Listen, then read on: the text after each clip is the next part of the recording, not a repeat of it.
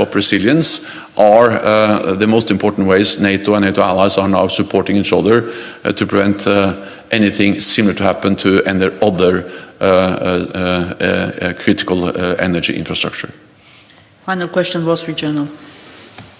Dan Michaels with the Wall Street Journal. Coming back to some of the issues already raised, but thanks in large part to support of NATO members, Ukraine has had notable success on the battlefield over recent weeks. But it does seem that the more success Ukraine has on the battlefield, the more erratic, belligerent, and potentially dangerous Mr. Putin becomes. So does this change the way you approach the situation? Does it make you more cautious, or in any way this fact that the better Ukraine does in fighting the Russian troops, the bigger the threats seem to be from Moscow? Thank you.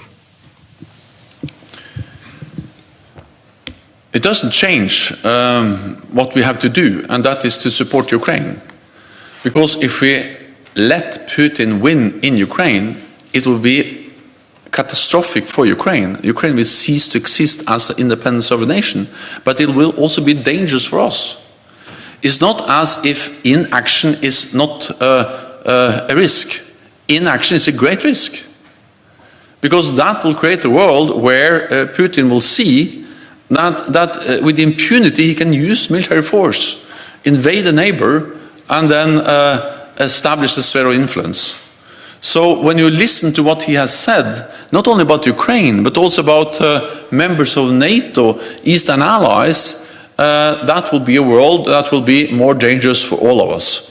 So yes, we are faced with a dangerous war in Ukraine, but it's not as if that war will not be dangerous anymore if we allow Putin to win.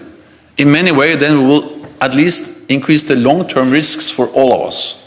And that's the reason why we pay the cost of supporting Ukraine, knowing that the price we have to pay if we don't support them, most likely will be much higher.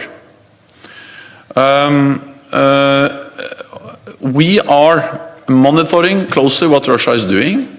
We haven't seen any changes in their nuclear posture. We are vigilant. We are sharing information. And we have conveyed very clearly to Russia that there will be severe consequences if they use nuclear forces against Ukraine. We also have to realize that we speak about different types of escalation. One thing is escalation within Ukraine. We have conveyed clear message on that. Then, of course, there's also the risk of escalation beyond Ukraine involving other NATO allies. We have also been very clear on that. NATO is not party to the conflict. We support Ukraine, but that doesn't make us party to the conflict. We support a sovereign nation in their sovereign right for self-defense. On top of that, we have also significantly increased our military presence in the eastern part of the alliance.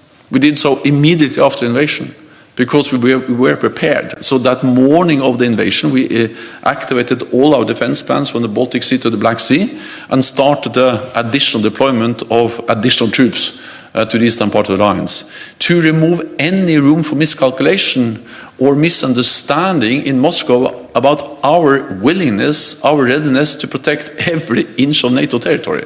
And more troops in the eastern part of the alliance is sending that message. So NATO's aim, what we are doing, is to support Ukraine, but at the same time preventing escalation by sending a clear message to Moscow about the dangerous nuclear rhetoric and the consequences use of nuclear weapons will have, and by demonstrating our readiness to defend and protect all allies by increasing the presence of NATO troops and sea and naval capabilities in the eastern part of the alliance. Thank you very much. This concludes this press point. Thank you.